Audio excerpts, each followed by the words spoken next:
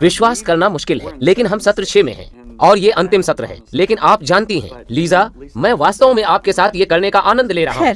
धन्यवाद प्यारे। ये बस एक आनंद की बात, मैं सम्मानित और हमने इसका शीर्षक फिर से शुरू रखा है। ठीक है, और हमने ऐसा क्यों किया है? क्योंकि हम में से हर एक को नई शुरुआत की जरूरत है। ठीक है, आपको पता है, मैं यहाँ तक भी सोचती हूँ कि बहुत सी शादियों को लगभग नए जन्म की आवश्यकता है। मेरा मतलब है, उन्हें दोबारा जन्म लेने की जरूरत है, उन्हें एक नई शुरुआत की जरूरत है। उन्हें चाहिए कि वे केवल स्लेट को पोंछकर क्यों को याद करें, और इस तरह से असल में हम वहाँ वापस जा रहे हैं जहाँ से हमने शुरुआत की थी। लेकिन हम उत्पत्ति 1:27-28 के संदेश की संक्षिप्त व्याख्या से पढ़ने वाले हैं। तब परमेश्वर ने मनुष्य को अपने स्वरूप के अनुसार उत्पन्न किया। अपने ही स्वरूप के अनुसार परमेश्वर ने उसको उत्पन्न किया। नर और नारी करके उसने मनुष्यों की सृष्टि की, और परमेश्वर ने उनको आशीष दी और उनसे कहा, फूलो फलो और पृथ्वी में भर जाओ और उसको अपने वश में कर लो, और समुद्र की मछलियों तथा आकाश के पक्षियों और पृथ्वी पर रेंगने वाले सब जंतुओं पर अधिकार रखो। तब परमेश्वर ने जो कुछ बनाया था सबको देखा, तो क्या देखा कि वो बहुत ही अच्छा है। उत्पत्ति 1:27-28 31 संदेश। और बीती रात जब मैं ये पाठ याद कर रही थी और मैंने ये पढ़ा, मैंने बिल्कुल ये कहने को महसूस किया, आप जानते हैं, परमेश्वर आप में से हर किसी को देख रहा है और कह रहा है, ये अच्छा है, ये बहुत ही अच्छा है। आपके जीवन पर क्या है जो तुम में बोया और सशक्त किया गया है, वो अच्छा है। और शायद आप कह सकते हैं, नहीं नहीं, वास्तव में हमें बुरा प्राप्त हुआ है, हमें बुरा प्राप्त हुआ है। लेकिन क्या आप जानते हैं, ये इसलिए है क्योंकि परमेश्वर आपके भाग्य को देखता है, और परमेश्वर देखता है कि आप बजाय उस तरफ ध्यान देने के जहाँ परमेश्वर चाहता है कि आप किसी दूसरी तरफ ज्यादा झुकाव रखते हो। मेरा मतलब है, उसने पहले से कहा है कि वो हमें पवित्र, सुंदर, शानदार दुल्हन के रूप में प्रस्तुत करने वाला है। लेकिन मेरे पसंदीदा वचनों में से एक प्रकाशित वाक्य 21:5 है, जहाँ वो कहता है, देख मैं सब कुछ नया कर देता हूँ। प्रकाशित वाक्य 21:5। उसने ये नहीं कहा मैं पुराने की मरम्मत कर रहा हूँ, उसने कहा मैं सब चीजें नई बना रहा हूँ। इसलिए परमेश्वर आपको नया प्रेम दे सकता है, वो आपको नए सपने दे सकता है, वो आपको नया विश्वास दे सकता है, वो आपको एक नई आशा दे सकता है, वो आपको नया भोज दे सकता है, वो आपको नई संगति दे सकता है, वो आपको एक नया यौन जीवन दे सकता है। आपको जो कुछ भी उससे नया बनवाने की जरूरत है, वो आपके लिए उसे कर सकता है। और असल में यह उसके द्वारा शुरू होता है जो हम कहते हैं, क्योंकि यदि आप देखो, और जब भी मैं इसे पढ़ता हूँ मैं भयभीत हो जाता हूँ। उत्पत्ति अध्याय 11 में जब आप धर्म भ्रष्ट पुरुषों और स्त्रियों का झुंड देखते हैं कि ये जो एक सिर्फ साथ आदमी आता थे, है, लेकिन संभवतः नहीं, यह एक धर्म भ्रष्ट लोगों का एक झुंड था जो एक हो गया था, और उन्होंने कहा हम निर्माण करने वाले हैं, हम कुछ असंभव काम करने वाले हैं। परमेश्वर के द्वारा उन्हें पृथ्वी को भर देने के लिए हम आकाश में एक टावर का निर्माण करने वाले हैं। और वे ऐसे थे, हम अपने लिए एक नाम कमाने जा रहे हैं। हाँ, हम लोग ऊपर जा रहे हैं, हम बाहर नहीं जा रहे हैं। सही। और यहोवा इसको देखने के लिए नीचे आया, और जो परमेश्वर ने कहा वह मुझे बहुत डराता है। और यहोवा ने कहा मैं क्या देखता हूँ कि सब एक ही दल के हैं और भाषा भी उन सबकी एक ही है, और उन्होंने ऐसा ही काम भी आरंभ किया। और अब परमेश्वर बोल रहे हैं, और अब जितना वे करने का यत्न करेंगे उसमें से कुछ उनके लिए अनहोना न होगा। अब सुने, अनहोना न होगा। क्यों? वे एक ही जाति के हैं और उनकी एक ही भाषा है। अब जब हम एक साथ मिल जाते हैं, जब परमेश्वर हमें एक साथ जोड़ता है, तो हम एक तन हो जाते हैं। इसलिए क्या होता है जब हम, अब वह अवज्ञाकारी पुरुष है, वह धर्म भ्रष्ट पुरुष रहे हैं, उनके पास आत्मा नहीं है। इसलिए क्या होता है जब हम जो एक शरीर है अब एक ही भाषा बोलना शुरू करते हैं? परमेश्वर कहता है कि कुछ भी नहीं, उनके लिए कुछ भी असंभव नहीं है। तो हमें क्या चुनना है? क्या हम पृथ्वी की भाषा बोलना चुनते हैं या हम स्वर्ग की इच्छा को बोल रहे हैं? मुझे ये बहुत पसंद है। बोलो प्रिय, बोलो। पृथ्वी कहती है तलाक, स्वर्ग कहता है एकता। पृथ्वी कहती है अस्वीकृति, स्वर्ग कहता है स्वीकृति। पृथ्वी कहती है तुम मुझे दो, स्वर्ग कहता है मैं स्वतंत्र रूप से देता हूँ। पृथ्वी कहती है प्रतिशोध, स्वर्ग कहता है क्षमा। पृथ्वी कहती है मैं तुम्हारी गुलाम नहीं होंगी, स्वर्ग कहता है मैं तुम्हारा दास होऊंगा। पृथ्वी कहती है मैं तुम्हारी कमजोरी का तिरस्कार करूंगी, स्वर्ग कहता है मैं तुम्हारी क्षमता को देखूंगा और मेरा प्रेम इसे ढकता है। पृथ्वी कहती है तुम मेरी जरूरतें पूरी नहीं करते हो, स्वर्ग कहता है मैं तुम्हारी जरूरतों को पूरा करना चाहता हूँ। हम फैसला करते हैं कि हम सब चीजों को देखने का अपना नजरिया बदलेंगे, क्योंकि हम देखते हैं कि परमेश्वर के सारे वायदे स्वर्ग के उद्देश्यों के साथ ताता बांधे हुए हैं। वो हमें एक बनाता है। इसके अंत में वो महिमामय हो जाएगा और सारी चीजों के अंत में यीशु की प्रार्थना का उत्तर मिल जाएगा। और हमारे एक दूसरे के प्रति प्रेम का कारण संसार उसे देखेगा। यूहन्ना 17:20-23 मैं इसे पढ़ने जा रही हूँ। वो कहता है ये यीशु है और वो एक सचेत निर्णय करता है। आखिरी भोज, मनुष्य के पुत्र के रूप में अपने चेलों के साथ अंतिम रात उसने फैसला किया, मैं सबके सामने प्रार्थना करने वाला हूँ ताकि वे जाने कि मेरे लिए महत्वपूर्ण क्या है। वो कहता है मैं केवल इन्हीं के लिए विनती नहीं करता, और वो उन 12 के विषय में बात कर रहा था, परंतु उनके लिए भी जो इनके वचन के द्वारा मुझ पर विश्वास करेंगे। इसका अर्थ है असल में यीशु हमारे लिए प्रार्थना कर रहा था। वो सब हमारे लिए था और मेरे विषय में उनकी गवाही। और जब भी मैं ये सोचती हूँ तो मैं सोचती हूँ मेरे कारण कौन विश्वास करता है, मेरे कारण कौन विश्वास करता है कि वे सब एक हों, जैसा तू हे पिता मुझ में है और मैं तुझ में हूँ, वैसे ही वे भी हम में हों, इसलिए कि जगत प्रतीति करे कि तू ही ने मुझे भेजा, और वो महिमा जो तूने मुझे दी मैंने उन्हें दी है कि वे वैसे हों, एक हों जैसे कि हम एक हैं, मैं उनमें और तू मुझ में है। फिर से इस एकता में परिपक्व होंगे और इस नास्तिक संसार को सबूत देंगे कि तुमने मुझे भेजा है और उन्हें भी उसी प्रकार प्रेम किया है जैसे तूने मुझे प्रेम किया है। जब तक विभाजन है कोई सबूत नहीं है कि परमेश्वर ने अपने पुत्र को इसलिए भेजा है क्योंकि वो संसार से प्रेम करता है, और हमें ये समझना है कि हमारे दोनों के बीच का प्रेम पृथ्वी पर परमेश्वर की महिमा को घोषित करता है। ये कहता है कि वो उन्हें प्रेम करता है और हम परमेश्वर की महिमा, परमेश्वर की शक्ति देखने वाले नहीं हैं। मुझे आप लोगों के विषय में पता नहीं है, पर मैं उसके साथ संतुष्ट नहीं हूँ जो मैंने देखा है। ठीक है, मैं एक वक्ता बनने के लिए एक मसीही नहीं बनी हूँ। जो मैंने देखा है मैं उससे संतुष्ट नहीं हूँ, और जॉन और मुझे, हम दोनों को किसी चीज की बहुत ज्यादा भूख है, उससे भी बढ़कर जो हमने देखा है। इसलिए हम उसमें रहने वाले हैं जिसे परमेश्वर ने आशीष दिया है, जहाँ उसने कहा है कि वो अपनी महिमा और सामर्थ्य को उड़ेल देगा, क्योंकि जब हम विभाजित होते हैं तो वो अपनी महिमा को और अपनी सामर्थ्य को हम पर उड़ेल सकता है। इसलिए वह युद्ध है जिससे हम एक होते हैं, इसलिए हम एक तन हैं। लेकिन बात यह है क्या हम एक की तरह चल रहे हैं, और ये प्रकट करता है अंततः हम क्या बोलते हैं, हम क्या प्रार्थना करते हैं और हम क्या विश्वास करते हैं, उसमें प्रकट होता है। और इस प्रकार शत्रु किस चीज से डरता है, और जब हम पति पत्नी ऐसे बोलते हैं जैसे वो एक हो, जब हम स्वर्गीय भाषा बोलना शुरू करते हैं, हर क्षेत्र जिसमें मैं और लीजा कभी भी समझौते में रहे, जब हम समझौते के साथ होते हैं तो ये निखरा है, और हमने चमत्कार होते देखे हैं। हर क्षेत्र जिसमें हम विभाजित रहे हैं उसमें हमेशा संघर्ष संघर्ष संघर्ष रहे हैं, और हमने उस क्षेत्र में फल नहीं देखे हैं। इसलिए शत्रु का निशाना हमें अलग करना है। आपकी शादी के लिए शत्रु का निशाना है आपको अलग अलग करना। फिर आप एक के रूप में नहीं बोल रहे हैं और आप परिपूर्णता देखने के लिए नहीं जा रहे हैं। यह अधिराज्य जो परमेश्वर चाहता है कि आपके पास हो, और इसलिए असली लड़ाई एक होकर रहने में, एक होकर चलने और एक होकर बोलने में हो रही है। और आप जानते हैं हम समझ नहीं सके कि शुरू में, क्योंकि आपको पता है मैं चाहती थी कि जॉन मेरी तरह सोचे और वो चाहता था कि मैं उसकी तरह सोचूं, लेकिन हमने शुरू से ही कहा है कि एक जैसा होने का अर्थ एक ही होना नहीं है, अलग होने का अर्थ एक है। और इस प्रकार हमने सीख लिया है कि वास्तव में एक दूसरे से कैसे अच्छी तरह से प्रेम करना है ताकि एक की ताकत का निर्माण किया जा सके। आपको पता है जब हमारी नई नई शादी हुई थी तो जॉन ने वास्तव में मेरे लिए इसे बहुत ही अच्छी तरह से किया था। जब हमारी नई नई शादी हुई थी मैं केवल एक ही वस्तु शादी में लाई थी, और वो था सांवलापन और सिक्स पैक। मैं रंग की हुई थी, बियर का नहीं, मैं रंगी हुई थी, मैं बलवान थी, बस इतना ही। और मैं अच्छी दिखती थी, लेकिन मैं नहीं जानती थी कि अच्छा कैसे करूं।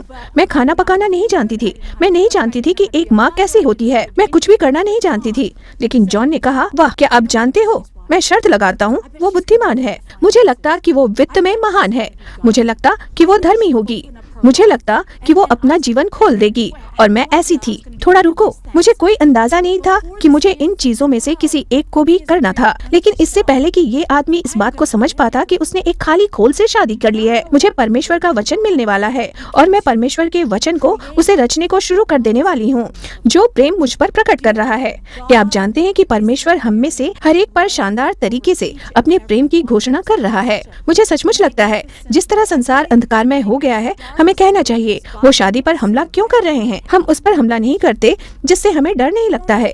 इसलिए शत्रु शादी की परिभाषा पर हमला कर रहा है, क्योंकि वो जानता है कि शादी का सामर्थ्य विरासत की सामर्थ्य को रचती है, और विरासत की सामर्थ्य परमेश्वर के साथ रिश्ते की शक्ति को पैदा करती है। इसलिए मुझे जॉन के साथ बात करने के तरीके को बदलना पड़ा। वो मुझे ऊपर उठाता है, लेकिन मैंने वास्तव में उसे नीचे फाड़ दिया। मैं सोचती वो सफर करता है, लोग तालियां बजाते हैं, आप जानते हो वो उसकी किताबें खरीद रहे हैं। जब जब वो घर आता है उसे डायपर बदलने की जरूरत है, उसको अपनी उंगलियों के नीचे कुछ निशान प्राप्त करने की जरूरत है, उसे किराने की दुकान में जाने की जरूरत है, उसे एक असली आदमी बनने की और ये पता लगाने की आवश्यकता है कि असली संसार कैसा दिखता है। नहीं, हाँ, वो सभी चीजें महत्वपूर्ण हैं। बिल्कुल उसे ठीक। मदद करने की जरूरत थी, लेकिन सच वो है, वो परवाह नहीं करता कि दूसरे लोग क्या कहते हैं, वो परवाह नहीं करता कि रास्ते में कौन उनके लिए तालियां बजाता है।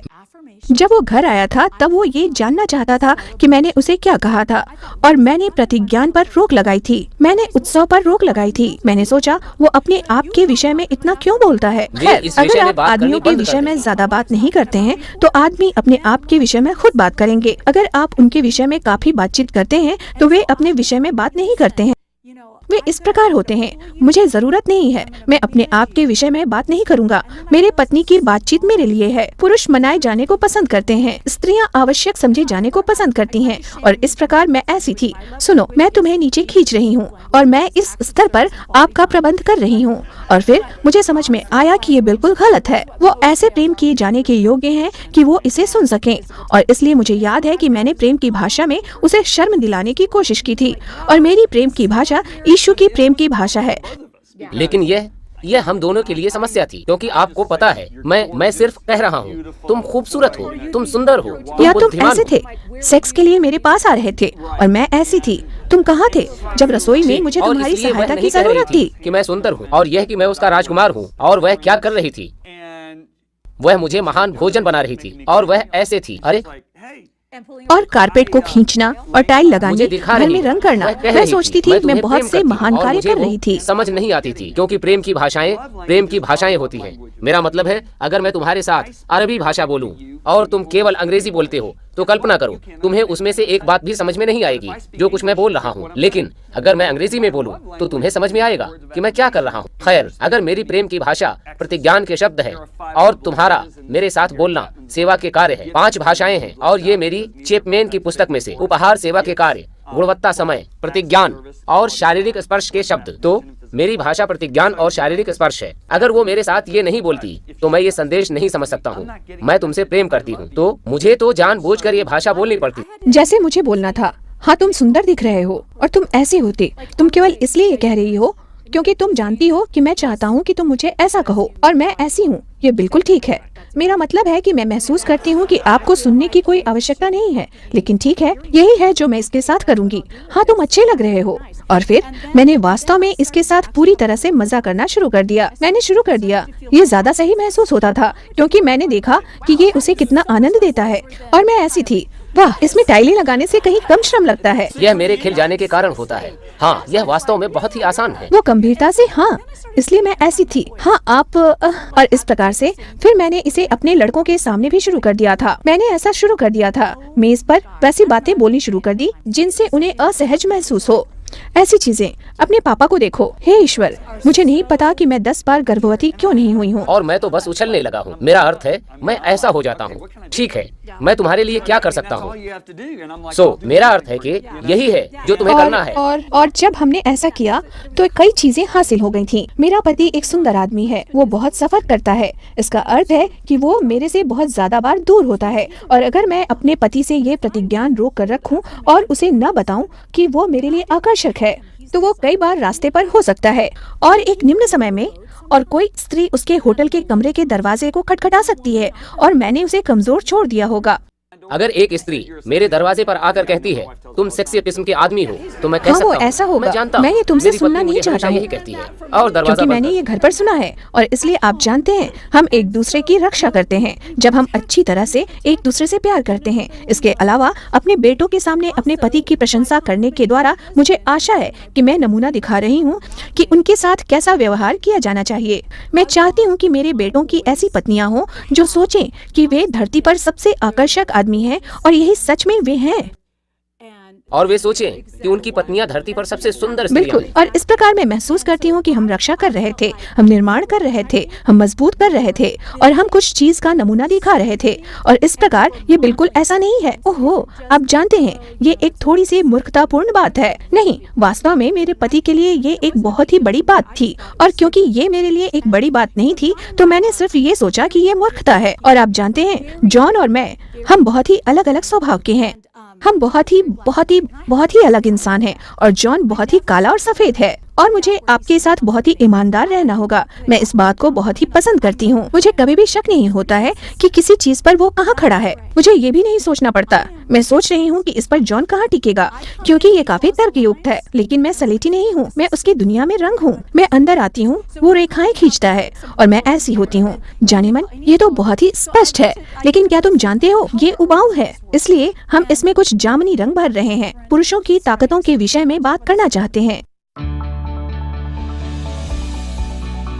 क्या आप जॉन और लीजा बेवियर से और भी अधिक गतिशील शिक्षण चाहते हैं? अगर आप या कोई और जिसे आप जानते हैं अंग्रेजी के अलावा और कोई भाषा चाहता है, www.cloudlibrary.org पर जाएं और अपनी भाषा चुनें। विस्तृत पुस्तकालय से अपने संसाधन का चयन करें। ई बुक, संपूर्ण शिक्षण पाठ्यक्रम, वीडियो, ऑडियो संदेश, नए संसाधनों की अपडेट प्राप्त करने के लिए रजिस्टर करें। www.cloudlibrary.org के विषय में और भी सीखें।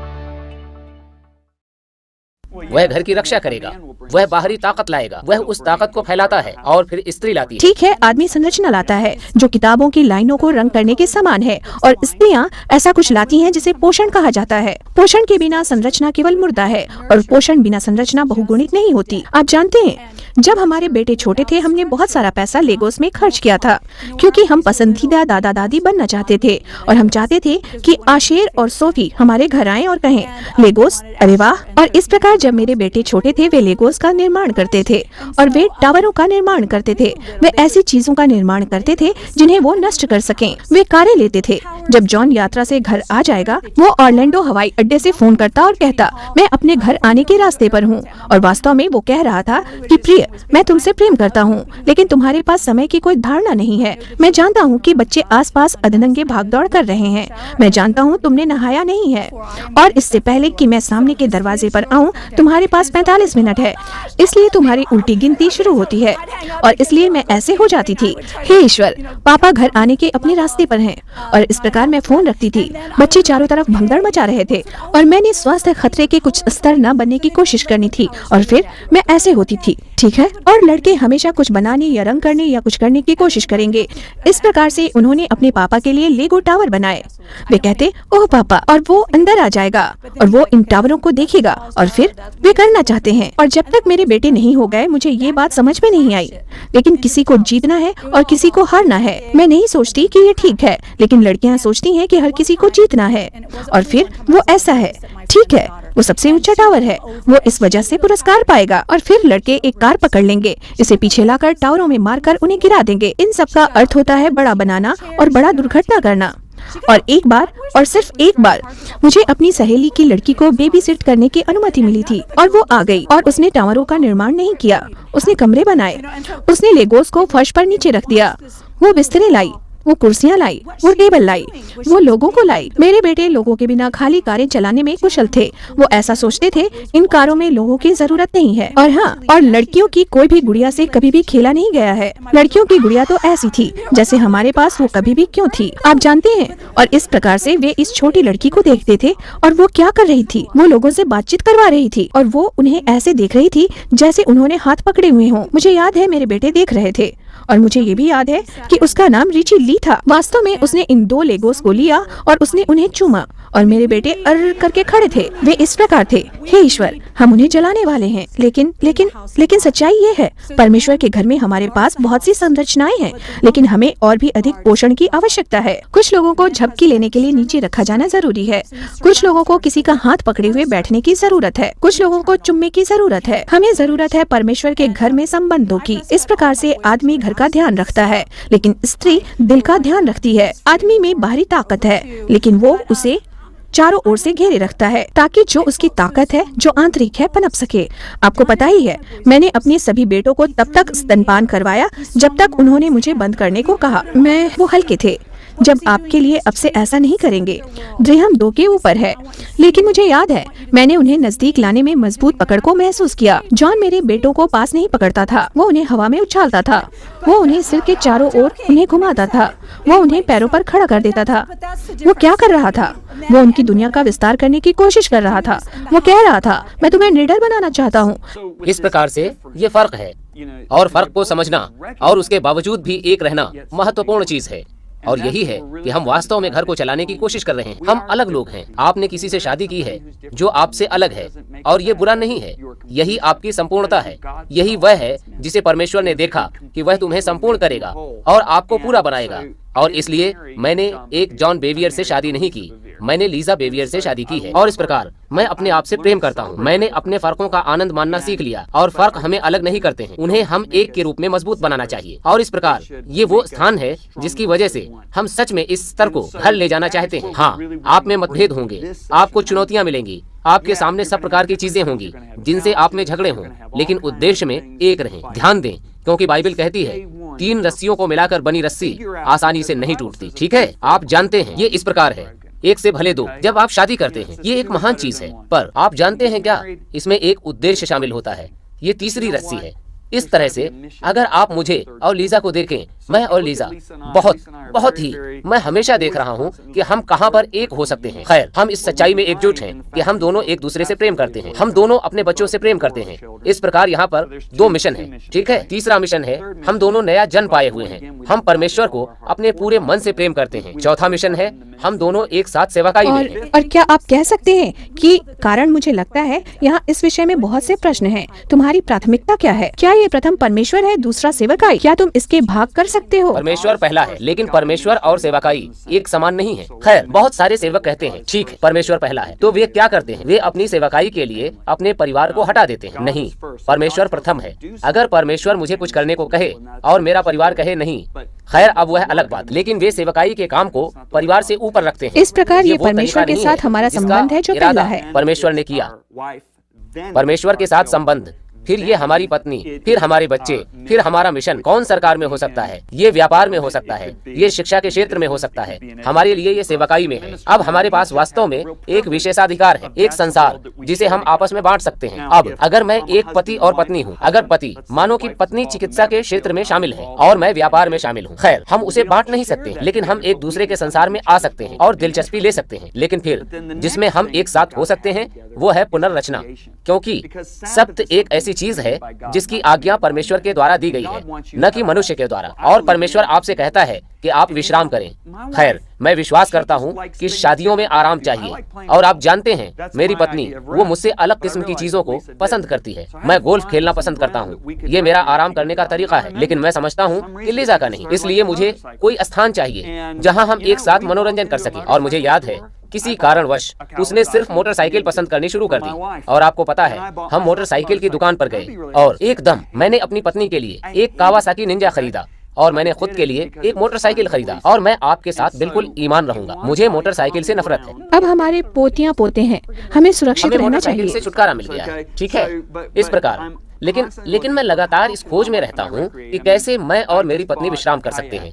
मैंने अभी एक कश्ती खरीदी है और हम एक साथ कश्ती चलाते हैं, और जब हम चलाते हैं तो ये बहुत अद्भुत है। आपको पता है हम कितने नजदीक होते हैं।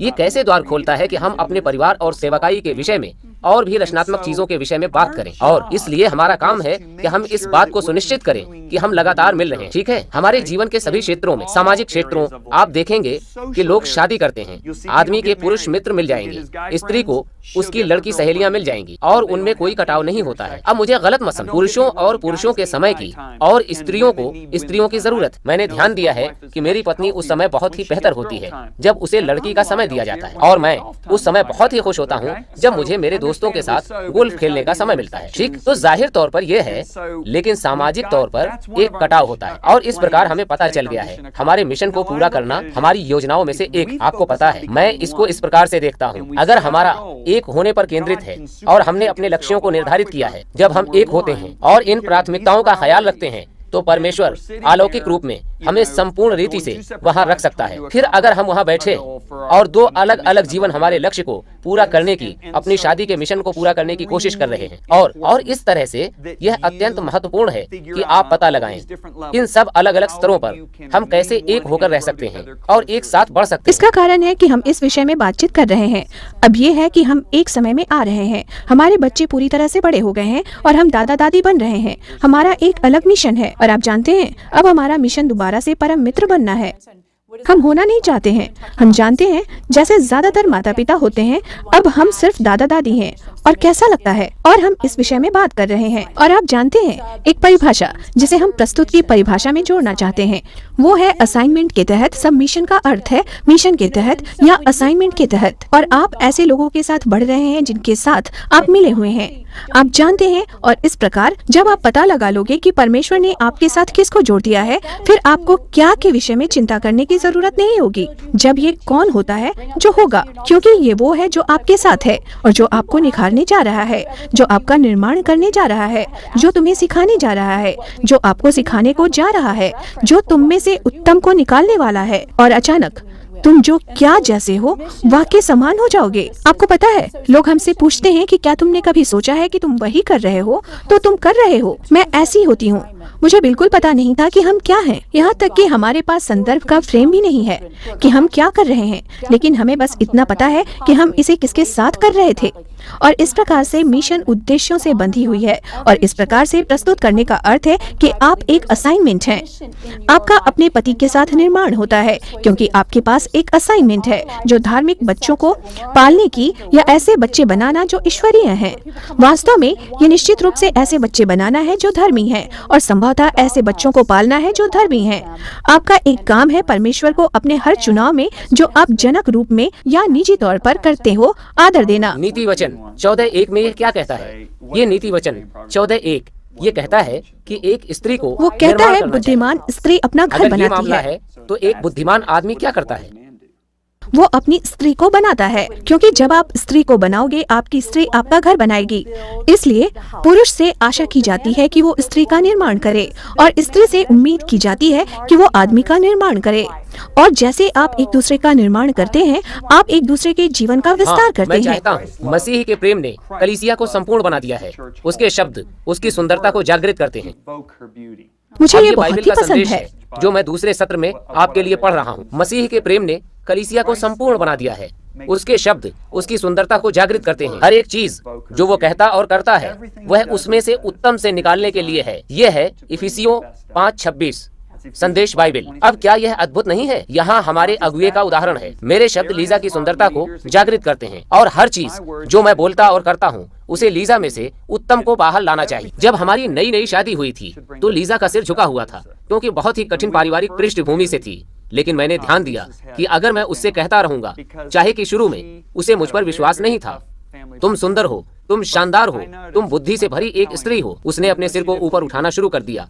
और यही यीशु हमारे साथ करता है। और इस प्रकार इफिसियों 4:15 हमें यही कहता है, हम प्रेम में सच बोलेंगे और हर प्रकार से अधिक मसीह के समान बनते हुए बढ़ते जाएं, जो शरीर का कलीसिया का सर है। इस प्रकार शादी का आपका मकसद यहाँ है। परमेश्वर ने कहा, परमेश्वर के सारे बेटे और बेटियां लाओ, ठीक है, बच्चों को आगे लाना, न कि केवल कुदरती बच्चे। लेकिन लीजा और जॉन बेवियर भी हमारी बातचीत में और भी मसीह की तरह हैं, और ऐसा तब ही हो सकता है सच्चाई बोलने के द्वारा। और अब मैं इसे एक बार फिर से कहूँगा, अपनी शादी में आप बदला लेने के लिए सच को बोल सकते हैं और वचन के साथ किसी को वास्तव में दुख दे सकते हो, या आप माफ करना भी चुन सकते हैं। तब तक प्रार्थना करें जब तक वह प्रेम बह नहीं निकलता, और फिर जाओ और प्रेम से सच बोलो। और यही है जो विकास का कारण बनता है। इस प्रकार से ये केवल प्रेम ही नहीं है जो बढ़ने का कारण होती है, यह केवल सच बोलना ही नहीं है जो बढ़ाने का कारण बनता है, यह प्रेम में सच बोलना है। और मैं विश्वास करता हूँ कि ये उन कारणों में से एक है जिस कारण परमेश्वर ने आदमी और स्त्री को एक साथ रखा है। ये हमारे जीवन में मसीह की समानता की सुंदरता को जागृत करना है। और इस प्रकार से हमने ये 6 सत्र किए हैं, और हमने एक सुंदर पुस्तक और एक मनन मार्गदर्शिका को प्राप्त किया है ताकि सब उसके माध्यम से जा सकें। लेकिन मेरे ख्याल से बड़ी चीजों में से जो हमने की है, एक लगता है बस हम आपके लिए एक माहौल बनाना चाहते हैं। असल में हमने जिस विषय पर बातचीत की है, इसी विषय को लेकर इस पल को पालें। तो अब हम क्या करने जा रहे हैं? जब हम इन 6 सत्रों में से चले गए, हमने परमेश्वर के वचन को और अपने व्यक्तिगत अनुभवों को बाहर निकाला है। अब हम क्या करना चाहते हैं? वो है कि हम आपको एक दूसरे के साथ प्रेम में सच बोलने और एक दूसरे की सुंदरता को उभारने का मौका देना चाहते हैं। और इसलिए ये आप कुंवारे लोगों के लिए थोड़ा अजीब हो सकता है जो यहाँ है, लेकिन मैं चाहता हूँ कि जहाँ जितने शादीशुदा जोड़े हैं अभी अभी एक दूसरे की तरफ देखें और सीधा अपनी पत्नी की आंखों में, सीधा अपने पति की आंखों में देखो। और मैं चाहता हूँ आप वास्तव में अपने दिल से ये शब्द बोले। और पतियों, मैं प्रार्थना में आपकी अगुवाई करना चाहता हूँ, जो मैं चाहता हूँ कि आप बोलें, या वो शब्द जो मैं चाहता हूँ कि आप अपनी पत्नी से बोलें। मैं चाहता हूँ कि आप ये कहें, प्रिय, मुझे माफ कर दो क्योंकि मैंने अपनी शक्तियाँ तुम पर अंधेर करने और तुम्हें नीचे दबाने में इस्तेमाल की हैं। मुझे माफ कर दो क्योंकि मैंने तुम्हारे गुण, तुम्हारी सुंदरता, तुम्हारी बुद्धि और दयालुता के विषय में नहीं बोला। मुझे माफ कर दो क्योंकि मैंने तुम्हारे पनपने के लिए माहौल ही नहीं बनाया था। हमारी बातचीत में स्वार्थ के लिए मुझे माफ कर दो, जो बातचीत हमने एक साथ होने के समय में की थी और यहाँ तक कि बिस्तर पर की थी। मैं विश्वास करता हूँ कि परमेश्वर हमारी एकता को चंगा करेगा, बहाल करेगा और महिमामय करेगा। मैं विश्वास करता हूँ कि तुम और मैं उसमें होकर सब कुछ कर सकते हैं जो हमें बल देता है। हम प्रभुत्व को लेंगे, हम बहुगुणित होंगे और एक साथ हम यीशु के नाम में बहुत ही फलदायक होंगे। मैं तुम्हारे साथ गुणवत्ता समय के लिए तत्पर हूँ। ठीक है, अब मैं चाहती हूँ कि पत्नियां अपने पतियों की तरफ देखें और आप भी उनसे कहें, मुझे उन समयों के लिए माफ कर दो जब मैंने अपनी ताकत को तुम्हारी कमजोरियों पर निशाना कसने के लिए इस्तेमाल किया है। अब से मैं अपने शब्दों को आपके जीवन को बनाने में इस्तेमाल करूंगी। मैं तुम्हारी ताकतों को बहुगुणित करने वाली हूँ। मैं तुम्हारे लिए वो सबसे अच्छी बात बनने वाली हूँ जो कभी भी तुम्हारे साथ नहीं हुई है। मुझे उन समयों के लिए माफ कर दो जब मैं तुम्हारे लिए एक सुरक्षित स्थान नहीं बन पाई जहाँ तुम अपने दिल को दे सकते। मैं विश्वास करती हूँ कि परमेश्वर सब चीजों को नया कर सकता है। मैं तुम्हारे दिल की अच्छी देखभाल करने वाली बनूंगी। मैं प्रेम करने को चुनती हूँ, मैं माफ करने को चुनती हूँ। ये एक नया दिन है जो दया और सच्चाई से भरा हुआ है। आओ फिर से प्रेम करें और सपने देखें। अब क्या तुम इसे पढ़ना चाहते हो? अब एक दूसरे को चूम लें।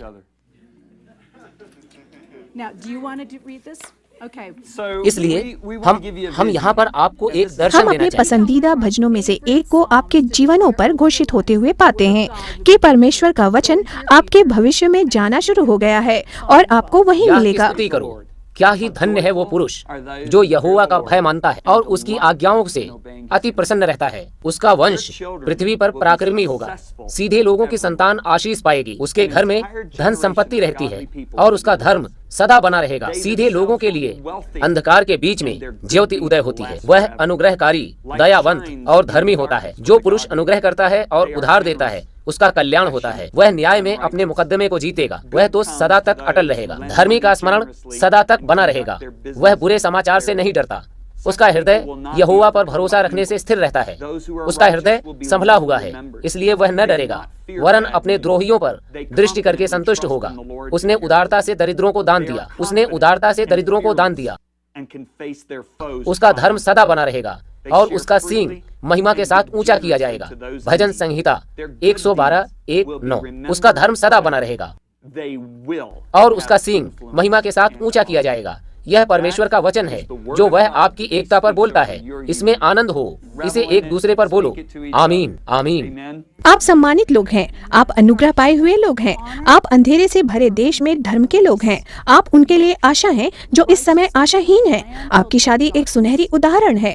आपके बच्चे इतने आगे जाएंगे जितनी की आपने कभी कल्पना भी नहीं की होगी। परमेश्वर आपको स्थापित करेगा। अंधेरे से मत डरो जो अभी आपको दबा रहा है, जो आपके अंदर परमेश्वर की महिमा के उदय होने के कारण है, और यीशु के नाम में आप इस समय में विजयी होगे।